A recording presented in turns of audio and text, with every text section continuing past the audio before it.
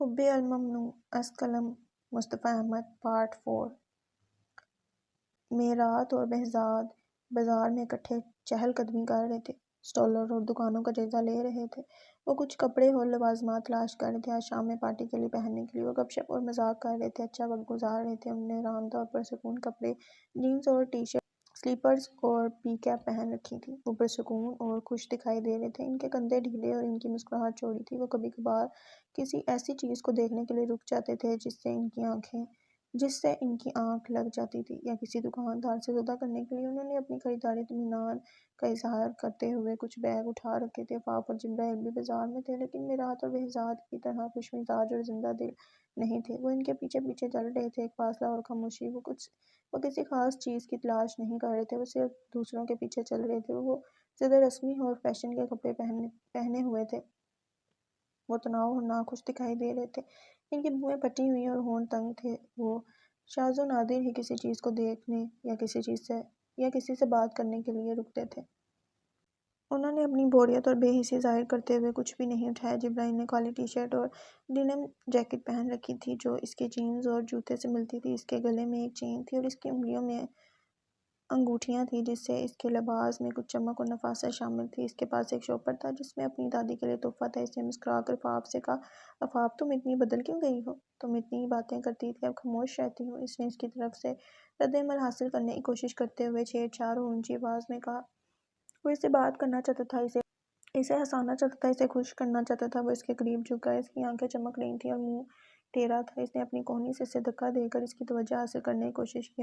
آفاق نے sky blue chiffon کا frock اور گلے میں دوپٹہ پہن رکھا تھا جو اس کی دودھیا رنگ اور ریشمی بالوں کی تکمیل کر رہا تھا۔ وہ ایک سادہ اور خوبصورت انداز رکھتی تھی، کم سے کم، اور لطیف لوازمات کو ترجیح دیتی تھی۔ اس کے پاس پرس کے علاوہ کچھ نہیں تھا۔ اس نے جبرائیل کی طرف سنجیدہ نگاہ سے دیکھا۔ جبرائیل، میراج تمہارا بھائی ہے، اس کے ساتھ اچھا سلوک کرو۔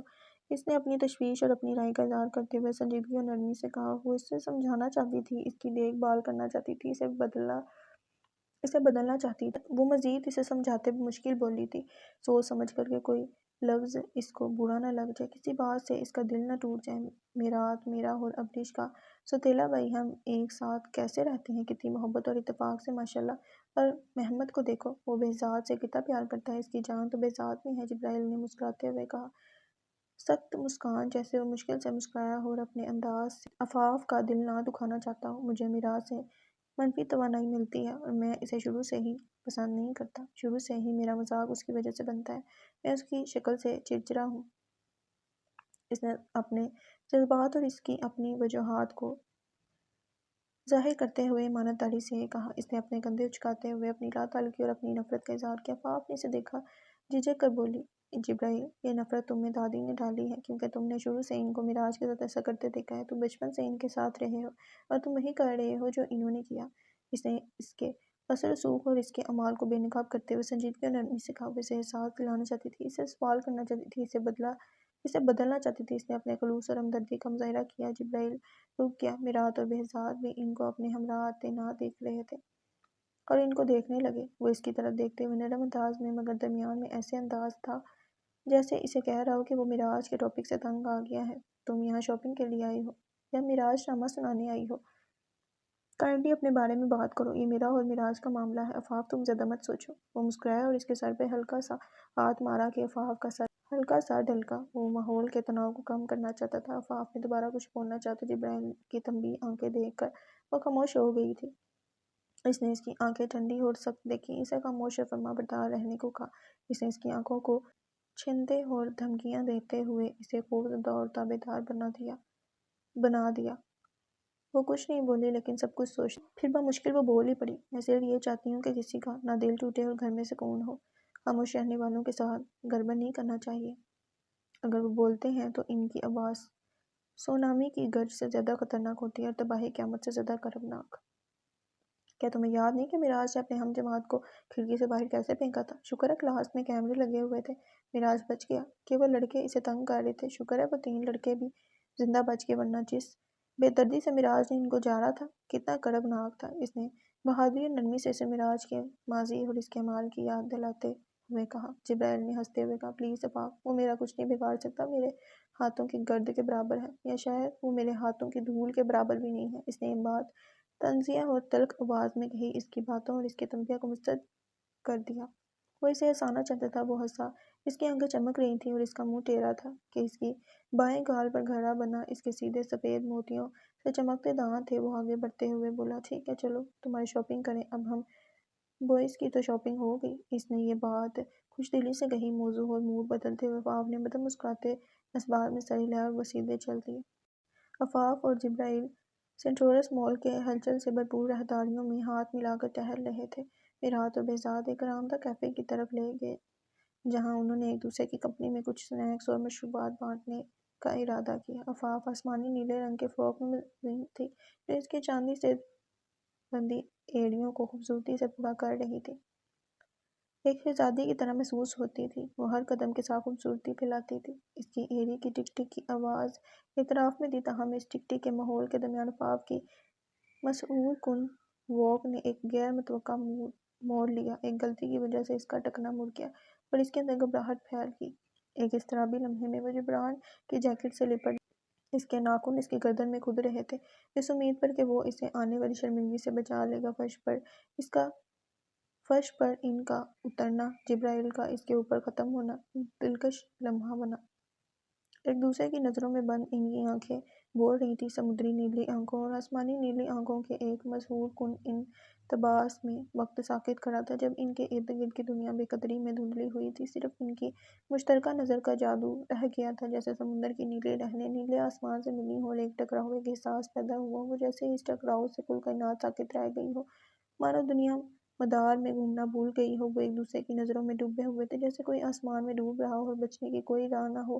وہ تو بس اس کو تکتا رہ گیا۔ اب اس نے اپنا دل عفاف کو تسویس کیا تھا تو آنے والی مشکلات کو بھی اسے جھیلنا ہوگا، جو مشکلات اس کی خود کی بنائی ہوئی ہوں گی، جو انتظار اس کا خود کا گھڑا ہوا ہوگا، جو انتظار شاید ابدیت تک ہوگا۔ عفاف کے گلے کی گھٹی ابھری اور جبرائیل تو جیسے خود کو بھول گیا تھا، دنیا و مافیہ سے بے خبر۔ وہ بس اس کی آنکھوں میں قید اپنا عکس دیکھ رہا تھا۔ آسمانی نیلی آنکھوں میں ہچکچاہٹ پیدا ہوئی تو سمندری نیلی آنکھیں اس ہچکچاہٹ کو سنبھل نہ سکیں۔ میرات کی چنچل مداخلت نے جادو کو توڑ دیا، انہیں حقیقت میں واپس لیا۔ وہ گنگنایا، حقیقت میں واپس آ جائیں۔ اس نے چھیڑا، اس کی آنکھوں میں ایک چمک موڈ کو ہلکا کرنے کی کوشش تھی۔ تماشائیوں سے آگاہ عفاف اور جبرائیل نے جلد بازی میں اپنا سکون بحال کیا۔ شرمندگی اور عجیب و غریب کیفیت کے ساتھ اس واقعے کو ختم کیا۔ ماحول ایک مسحور کن لمحے سے مومی تماشے میں بدل گیا۔ جب وہ کھڑے ہوئے اور اپنے کپڑوں کو جھاڑا تو عفاف کی ٹوٹی ہوئی ایڑی نے جبرائیل کی توجہ اپنی طرف کھینچ لی۔ تمہارے جوتے کی سول ٹوٹ گئی ہے، اس نے مشاہدہ کیا۔ حقیقی پریشانی اس کے چہرے پر نقش تھی۔ اس نے ایک بینچ کی طرف اشارہ کرتے اس نے اسے یقین دلایا، تم یہاں بیٹھو، میں تمہارے لیے نئی سینڈل لے آتا ہوں۔ کچھ دیر بعد جبرائیل شاندار سفید کرسٹل ہیلز کے ایک جوڑے کے ساتھ واپس آیا، ایک سوچا سمجھا اور غور کرنے والا اشارہ۔ عفاف کے قریب پہنچ اور نیچے زمین پر بیٹھا، ایک زانہ زمین پر ٹکے اور اپنی ایڑی کو زمین پر جمائے وہ کہیں کا شہزادہ لگ رہا تھا، اپنی شہزادی کے سامنے جھکا شہزادہ۔ اس نے چمکتا ہوا جوتا نرمی سے اس کے پاؤں میں رکھا، اس کی حرکتیں دلکش اور پیار سے بھری ہوئی تھیں۔ گرم مسکراہٹ کے ساتھ اس نے ریمارکس دیے، اس لباس میں تم سنڈریلا لگ رہی ہو، اور اب یہ کرسٹلائزڈ سینڈل۔ وہ جانی پہچانی مسکراہٹ مسکرایا،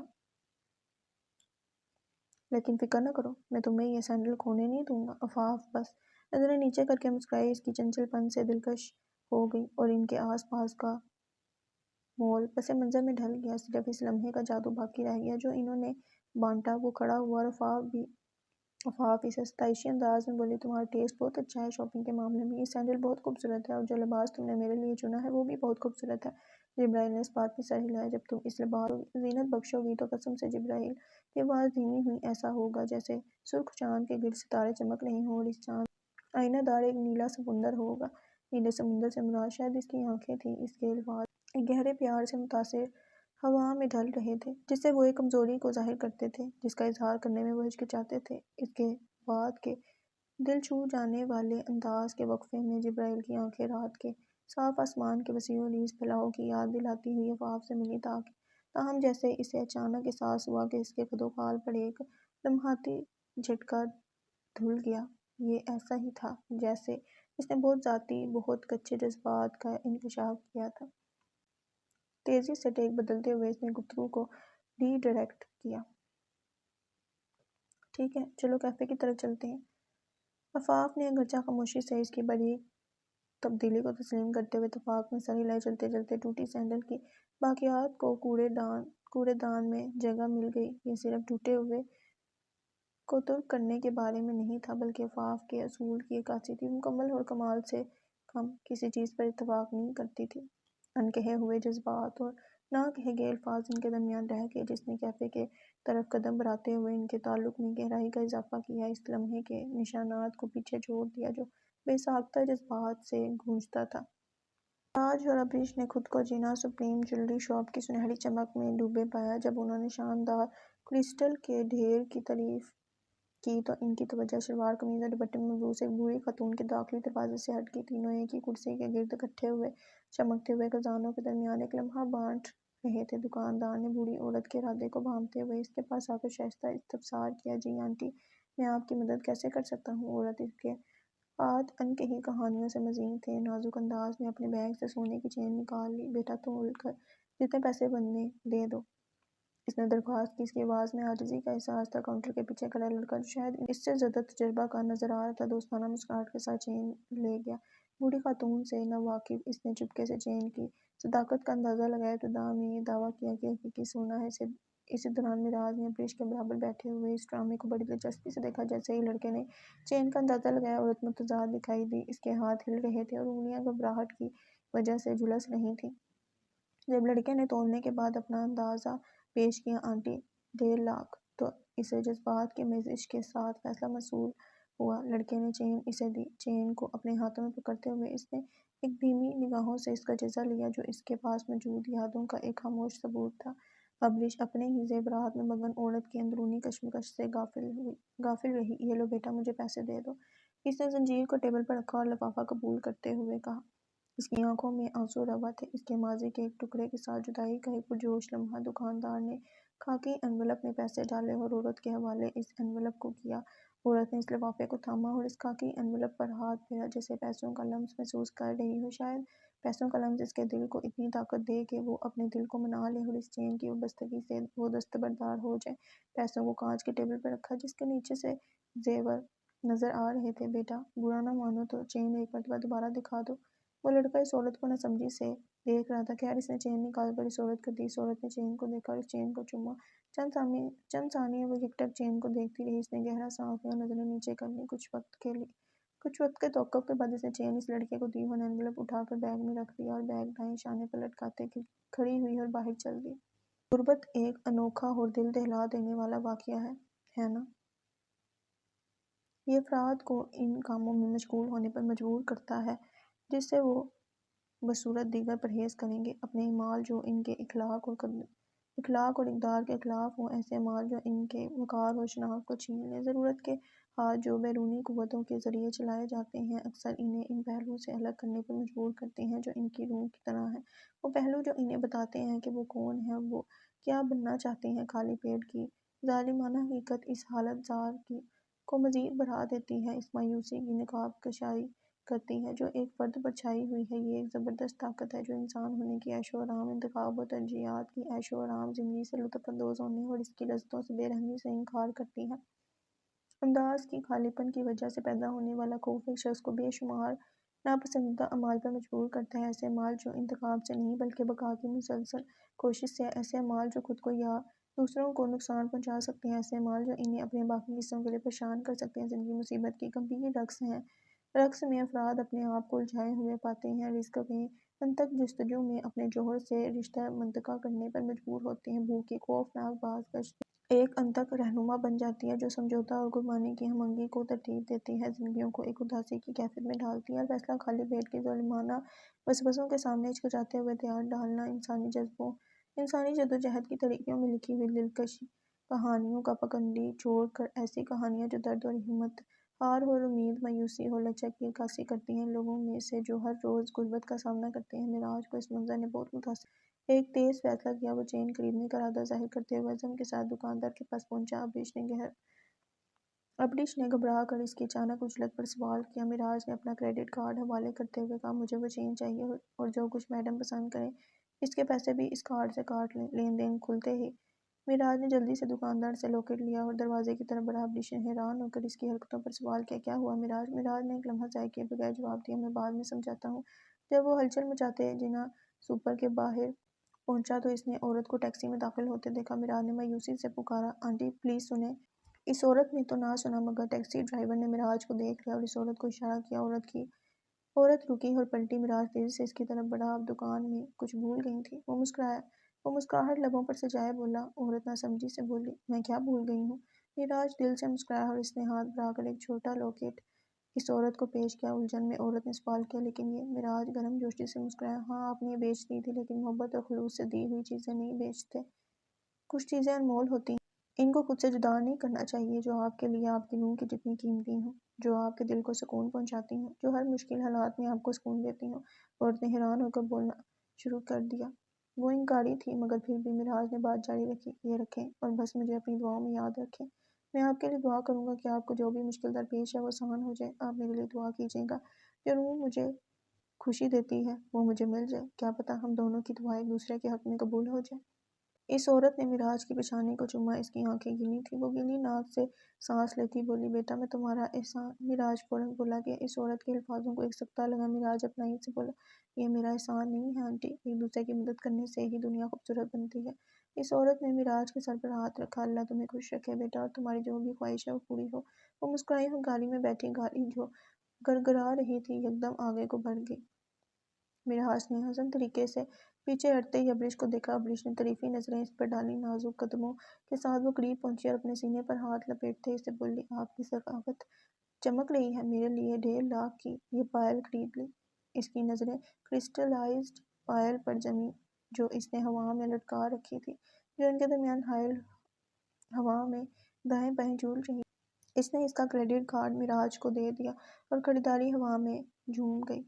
معراج کے ہونٹوں پر مسکراہٹ کھیلتے ہوئے اس نے جواب دیا، میں ان کے لیے سخی ہوں جو میرے ساتھ اچھے ہیں۔ ابریش نے پائل نیچے کی اور اسے دوبارہ ڈبیا میں ڈال کر بیگ میں رکھ دیا۔ اس نے معراج کو دیکھا، ابریش کی آنکھوں میں تجسس چھلک پڑا جب اس نے سوال کیا، یہ پیسے تمہیں کہاں سے ملے؟ معراج نے اپنے پرسکون انداز کو برقرار رکھتے ہوئے جواب دیا، کسی ایسے شخص پر غور کریں جس کی گریجویشن اس کے 18ویں سال میں مکمل ہوگی، کیا وہ گھر میں بیکار بیٹھے گا؟ میں ایک بینک میں مینیجر ہوں اور میرے پاس 2 ریسٹورینٹ ہیں جو کرائے پہ دیے گئے ہیں، جو میری آمدنی میں حصہ ڈالتے ہیں۔ ابریش نے چونک کر کہا، یہ بات تم نے کسی کو کیوں نہیں بتائی؟ معراج نے لاپرواہی سے کندھے جھکائے، ابھی بتا رہا ہوں، وہ بھی تمہیں۔ ابریش کے لہجے میں جھنجھلاہٹ چھا گئی، تم نے بابا کو اطلاع بھی نہیں دی؟ معراج نے پھر بھی مسکراتے ہوئے واضح کیا، وہ باخبر ہیں۔ ابریش نے مایوسی کے عالم میں جواب دیا، اب مجھے ایک ٹریٹ دو۔ معراج نے واقعی حیران ہوتے ہوئے جواب دیا، آپ کو 1.5 لاکھ کی پائل کا جوڑا تحفے میں دینے کے بعد بھی میں آپ کو ٹریٹ دوں؟ اس کا کفر ہوا میں لٹک گیا۔ واقعات کی غیر متوقع موڑ میں حقیقت پسندی کا ایک لمس وہ جن لوگوں کے ساتھ پرسکون محسوس کرتا تھا ان لوگوں کے ساتھ بالکل الگ ہوتا تھا۔ اس کا انداز، اس کی بات، وہ ایک الگ ہی معراج ہوتا تھا جس کو پہچاننا مشکل ہوتا تھا۔ معراج ایک محنتی اسکالر نے آسانی کے ساتھ تعلیمی درجہ بندی کے ذریعے پہلی، دوسری اور تیسری جماعت کے امتحانات میں کامیابی حاصل کی۔ چوتھی، پانچویں اور چھٹی جماعت کے امتحانات کے ذریعے پیش کیے گئے چیلنجوں پر فتح حاصل کرتے ہوئے اس کی صلاحیت جاری رہی۔ بالآخر پورے اسکول میں ماشطیت اعلیٰ پوزیشن کا دعویٰ کیا۔ پڑھائی جاری رہی۔ جب اس نے 7ویں اور 8ویں جماعت کے پرچوں کو جیت لیا، اس کامیابی کو ان ساتھیوں کے ساتھ بانٹ دیا جن کے ساتھ وہ کبھی علمی دشمنی میں مصروف تھا۔ پھر بھی معراج کی کامیابی اس کے چیلنجوں کے بغیر نہیں تھی۔ وہ تعریفیں جنہوں نے اسے سجایا وہ کچھ لوگوں کے لیے حسد کا باعث بن گئی، جس سے اسے ہراساں کرنے کی کوشش کی گئی۔ تاہم معراج اس طرح کے حالات سے نپٹنے میں ماہر تھا۔ وہ جانتا تھا کہ ان ناقدین کو اپنے جوتوں کے تلے کیسے استعاراتی طور پر کچلنا ہے۔ اس کا تعلیمی سفر اس وقت عروج پر پہنچ گیا جب اس نے تیزی سے اپنی تعلیم مکمل کی، جس نے MBA کی توجہ حاصل کی، جس نے اس کی غیر معمولی صلاحیتوں کو پہچانا۔ اس پہچان نے معراج کو ایک انتظامی کردار میں شامل کیا جو کہ بشریات کا پس منظر رکھنے والے شخص کے لیے ایک ناقابل ذکر کارنامہ ہے۔ کچھ حلقوں کی طرف سے بے ساختہ شکوک و شبہات کے باوجود معراج نے اپنے پیشہ ورانہ زندگی میں خوب ترقی کی اور واضح اعتراضات کا سامنا کیے بغیر مہارت سے رہنمائی کی۔ اس کی علمی کامیابیوں اور پیشہ ورانہ کامیابیوں کے خلاف نے معراج کی زندگی کی داستان میں گہرائی کا اضافہ کیا۔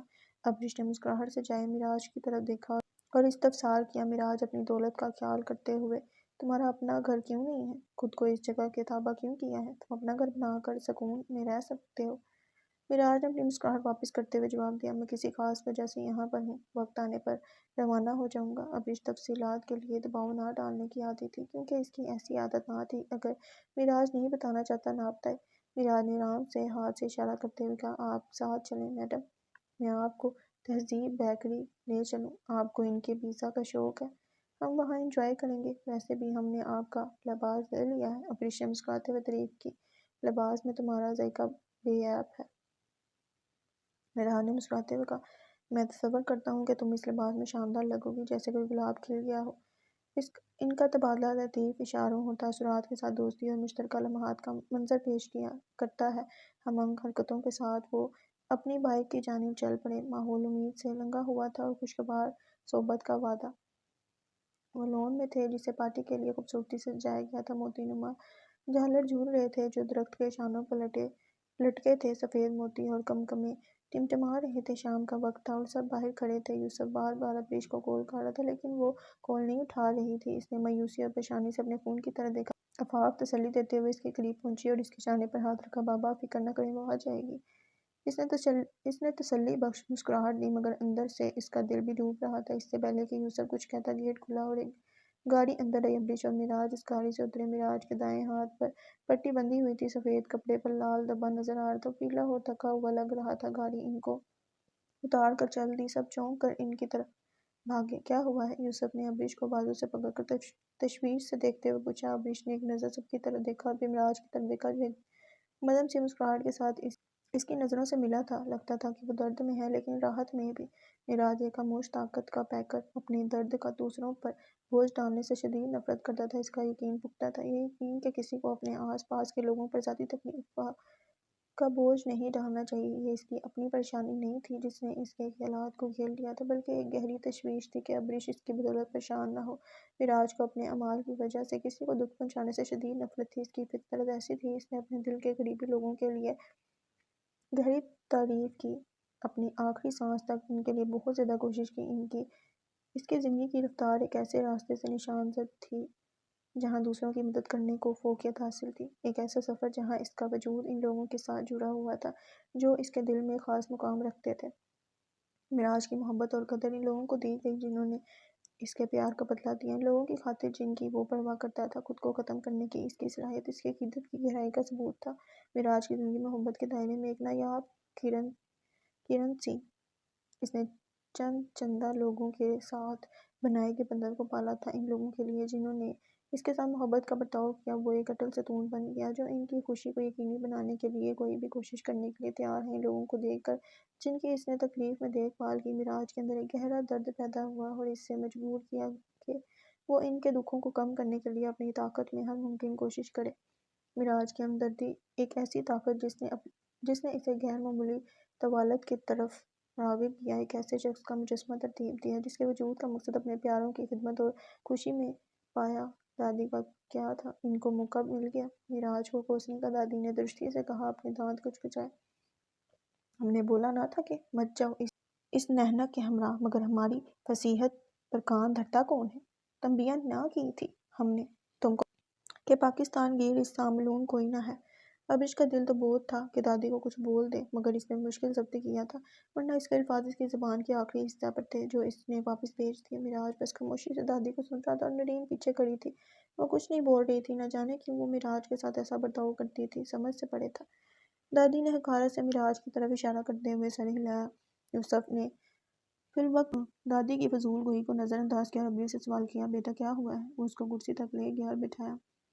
معراج ان کے پیچھے آ کر ابریش کے برابر والی کرسی پر بیٹھ گیا۔ ابریش نے ساری کتھا زیر زبر کر ڈالی، بابا ہم راجہ بازار سے واپس آ رہے تھے، وہ جگہ سنسان تھی، وہاں ڈاکو ملے، انہوں نے ہمارے پیسے اور موٹر سائیکل چھیننے کی کوشش کی۔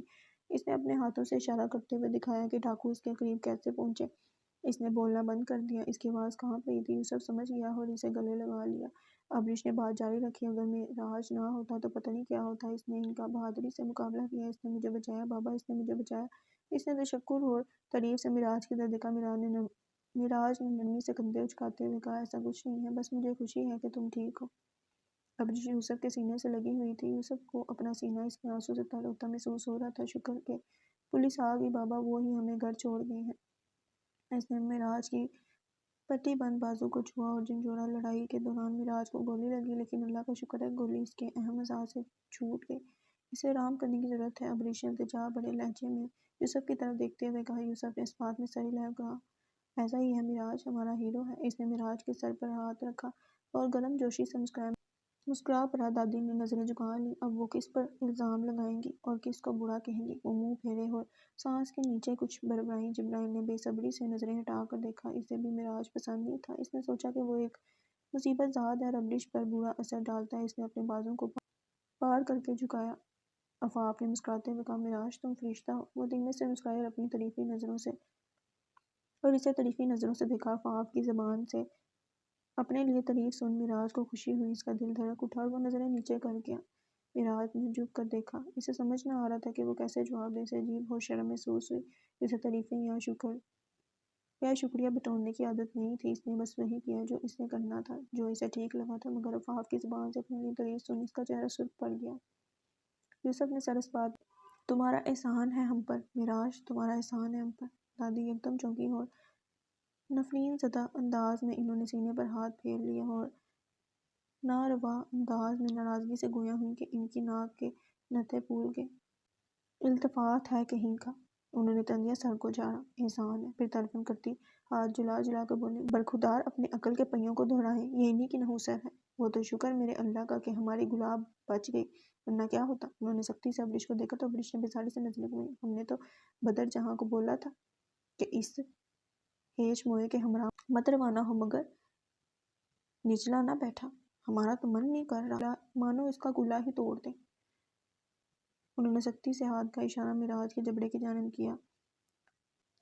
فی البدیہہ بوال ہم پر ٹوٹا ہے، اب اس کانٹر دجال کو لے جائیں، یہ نہ ہو اس کا شانہ میں نایا کرشمہ انقلاب ہو اور آسمان پر تھوکا لکا ہم پر آ گرے، جشن نظر آتش ہو جائے۔ نورین سب سن کر کافی وقت بعد بولی، مراج جب دادی نے کہا تھا کہ تم ابریش کو کہیں نہیں لے کر جاؤ گے تو تم کیوں لے کر گئے؟ اس کا انداز سرد تھا۔ ایک تو مراج نے اپنی زندگی پر کھیل کر ابریش کو بچایا، سب اسی پر دوڑ پڑے تھے۔ یوسف اسے اپنی شائستہ اور نرم انداز میں بولا، ٹھیک ہے نورین بھابی، جو ہونا تھا ہو گیا، شکر کہ ہمارے بچے بچ گئے، اور کیا چاہیے۔ انہوں نے مراج کو پکڑا اور سہارا دیا، چلو بیٹا کمرے میں چلو، میں تمہارے لیے دودھ بھجواتا ہوں۔ ابریش کو دیکھتے بولے، بچے تم دوائیاں لائی ہو؟ ابریش فوراً اپنے ہمراہ موجود بیگ کی جانب بڑھی اور اس بیگ سے ایک فارمیسی کا شاپر نکالا۔ اس میں دوائیاں ہیں بابا۔ یوسف نے اس بات میں سر ہلایا۔ شاپر پکڑتے وہ رکا، پھر کچھ یاد آنے پر وہ دوبارہ اس کی جانب متوجہ ہوا کہ اس کی آنکھیں چھوٹی ہو گئی۔ ان چوروں کو کیا ہوا؟ ابریش کی نظریں مراج سے ملی، پھر اس کے گلے کی گلٹی ابھر کر مدھم ہوئی، بابا جیل میں۔ کچھ وقت کے توقف کے بعد یہ ہی جواب اس سے بن پڑا۔ یوسف نے اس بات میں سر ہلایا اور مراج کو اپنے ساتھ سہارا دیتے اس سے لے جانے لگا۔ اب پارٹی شروع ہونے میں صرف 30 منٹ رہ گئے تھے اور تیار بھی ہونا تھا۔ مراج کے کمرے میں واحد روشنی سائڈ ٹیبل پر لگے لیمپ سے آئی تھی۔ اس کا ہاتھ ایک پٹی میں لپٹا ہوا تھا جس کا پٹا اس کے گلے کے گرد گھوما لٹکا ہوا تھا۔ اس نے دروازے پر دستک سنی، مصروف سے انداز میں بولا، آ جائیں۔ دروازہ کھلا اور ابریش وہ لباس پہن کر اندر داخل ہوئی جو مراج نے اس کے لیے خریدا تھا۔ یہ ایک گہرے میرون رنگ کا فراک تھا جس میں کف اور لمبی بازوؤں پر سیاہ اور سرمئی موتی ٹانکے گئے تھے۔ تانے بانے نے اس کے بازوؤں کو گلے لگایا اور چمک کے ساتھ چمکا۔ سین میں سیاہ اور سرمئی چمکدار فلیٹ جوتی اور اپنی کمر کے گرد ایک سیاہ کرسٹل بیلٹ پہن رکھی تھی۔ اس کے فراک کے کناروں کے گرد سیاہ گرے موتی پھرے ہوئے تھے۔ اس کے بال سیدھے تھے اور کندھوں پر گرتے نیچے سے کرل تھے۔ اس کی آنکھوں کو آئی شیڈو اور لائنر سے اکسایا گیا تھا جو اس کی فوکس آئیز پر اور نکھار پیدا کر رہا تھا۔ اس نے بولڈ رنگ کی لپسٹک لبوں پر سجائی تھی جس کے ساتھ اس نے اپنی شکل مکمل کی جو اس کی سانولی رنگ میں مماثل تھی۔ وہ خوبصورتی سے چلی، اس کی ایڑیاں فرش پر ٹک رہی تھیں۔ مراج اسے دیکھ کر مسکرایا اور کتاب ایک طرف رکھ دی۔ وہ ہاتھ میں ٹرے لیے آئی اور اسے دیکھ کر مسکرا دی۔ اس نے ٹرے سنگار میز پر سرسری سے وقت کے لیے رکھتے ہوئے کہا، مراج تمہیں سخت آرام کرنے کی ضرورت ہے اور کھانے کی ضرورت ہے۔ وہ ایک کونے پر گئی اور آول بیڈ ٹیبل کو مراج کی جانب بڑھی۔ اس نے اس کی لمبی کی گئی ٹانگوں کے اوپر اس ٹیبل کو رکھا اور پھر اس ٹرے کو ٹیبل پر وہ سٹول کھینچ کر اس کے سامنے بیٹھ گئی۔ دیکھو میں تمہارے لیے سیخ کباب کی ملائی والی بریانی اور کھیر لائی ہوں، اور گلاب جامن اور گول گپے بھی۔ اس نے ٹرے رکھے برتنوں کی طرف اشارہ کرتے ہوئے کہا۔ اس کے منہ میں پانی آ گیا۔ اس نے ہونٹوں پر زبان پھیری اور ایک چٹکی بڑی آواز نکالی۔ ابریش نے آنکھیں موند لیں۔ معراج ہنسا اور بولا، گول گپے تم انہیں میرے لیے لائی ہو؟ مجھے یہ پسند نہیں۔ ابریش نے اعتراف کیا۔ ہاں میں جانتی ہوں، میں انہیں اپنے لیے لائی ہوں، میں نے سوچا کہ میں انہیں تمہارے ساتھ شیئر کروں گی۔ پھر اس نے اس کتاب پر نظر ڈالی جو معراج نے نیچے رکھی تھی اور بولی، ارے یہ لو ریسیپی ہے نا؟ یہ راویہ بطول کا ناول ہے، میرا پسندیدہ ناول۔ اس میں لڑکی خود کو نیلم منیر سمجھتی ہے اور ہر وقت اپنی اماں سے بے عزت ہوتی ہے کیونکہ ناول پڑھنے کے علاوہ یہ کوئی کام کرتی ہی نہیں ہے۔ مستقبل میں شائع ہونے والے میرے ناول کا ایک اہم کردار ہے راویہ بطول، جس نے اپنی زندگی کی داستان اپنے ناول میں بیان کی ہے۔ ناول کا ممکنہ نام لو ریسیپی ہو سکتا ہے۔ کردار اور اس کی کہانی کی جھلکیاں آپ کو معراج اور ابریش کے مکالمے کے ذریعے پیش کی جا رہی ہیں۔ براہ کرم نوٹ کریں کہ راویہ بطول ایک فرضی کردار ہے جو میرے ناول کی مرکزی شخصیت ہے۔ معراج نے کہہ گیا، ہاں میں نے ابھی پڑھنا شروع کیا ہے، یہ فلسطین کے بارے میں ہے، اس لیے مجھے تجسس ہوا۔ ابریش نے گول گپے کو چٹنی میں ڈباتے ہوئے پوچھا، کیا فائدہ؟ اینڈ میں ہیرو اسرائیلی فوج کے ہاتھوں مارا جائے گا۔ اس نے گول گپا منہ میں بھرا اور کچھ چٹنی اس کے لبوں سے باہر نکلی اور دوسرے ہاتھوں میں تھامی کولی میں جا ٹپکی۔ اس نے منہ پر ہاتھ رکھا، ایک چٹاک کی آواز نکالتے جھرجھری لی۔ معراج اس انداز سے بے نیاز سر اس بات میں ہلایا۔ ای بک میں اس کی کچھ ایسی ہی اینڈنگ ہے شاید، لیکن ہارڈ کاپی میں اس کا اختتام کچھ اور ہوا ہے۔ ابریش نے چونک کر کہا، کیا واقعی؟ یہ کتاب ختم کرنے کے بعد مجھے دے دو، میں اسے دوبارہ پڑھنا چاہتی ہوں۔ اس نے دوبارہ گول گپا منہ میں ڈالا اور ویسے ہی کراری آواز منہ سے آئی جب وہ گول گپا چبا رہی تھی۔ اس نے کچ کچ کرتے گول گپا کھایا اور آخر میں ٹھنڈی ہوا بڑی اور چٹاک کی آواز نکالی جس سے اس کی آنکھیں چھوٹی ہوں گی۔ معراج نے مسکراتے ہوئے کہا، ٹھیک ہے۔ اس نے اپنے چہرے پر مسکراہٹ کے ساتھ کچھ چاول کا نوالا کھایا، پھر نظر اٹھا کر دیکھا تو ابریش اسے گھور رہی تھی۔ ابریش اب گول گپا کھانا بھول گئی تھی، وہ جلدی سے نظریں ہٹا کر خاموش ہو گئی۔ کیا بات ہے، یہ منہ کیوں بنا رہی ہو؟ معراج نے متجسس ہو کر استفہامیہ ابرو اچکائی۔ ابریش کچھ سوچتی رہی، پھر کبکی سے نظریں اٹھا کر اس کو دیکھنے لگی اور بولی، تم بہت بدتمیز ہو، تم نے میری تعریف نہیں کی۔ معراج مسکرایا، کوئی نوکر اپنے مالک کی تعریف کیسے کر سکتا ہے جو پہلے ہی اپنے آپ سے بڑھا ہوا ہے؟ اس نے مزید کہا، اس کے علاوہ میں نہیں جانتا کہ آپ کی خوبصورتی کو کیسے بیان کروں کیونکہ میرے الفاظ آپ کے لیے کافی نہیں ہیں۔ اس نے دوستانہ انداز میں اس کو یہ کہا۔ ابریش نے شرما کر ہاتھ جھلایا، وہ بس کرو، تم بھی نا ایک ہی پیس ہو۔ معراج نے کھڑکی سے آنے والی موسیقی سن کر کہکل گیا، چلو پارٹی میں جاؤ، کچھ مزہ کرو، یہ پارٹی تمہارے لیے ہے۔ ابریش نے سر ہلایا اور اٹھ گئی، تمہارے بغیر پارٹی بورنگ ہوگی۔ معراج نے بائیں آبرو اٹھا کر کہا، اور میں پارٹی میں جگہ سے باہر ناپسندہ محسوس کرتا۔ تم آگے بڑھو، انجوائے کرو۔ ابریش مسکرائی، میں دوسروں کے بارے میں نہیں جانتی، لیکن تم میرے لیے اہمیت رکھتے ہو۔ اس نے ایک شرمیلی نظر اس پر ڈالتے ہوئے کہا اور پھر کمرے سے نکل گئی۔ معراج اس کی باتوں سے الجھ گیا تھا، وہ چند ثانیے تک خاموش اور سوالیہ نظروں سے دروازے کی طرف دیکھتا رہا، پھر کندھے اچکا کر کھانا کھانے لگا۔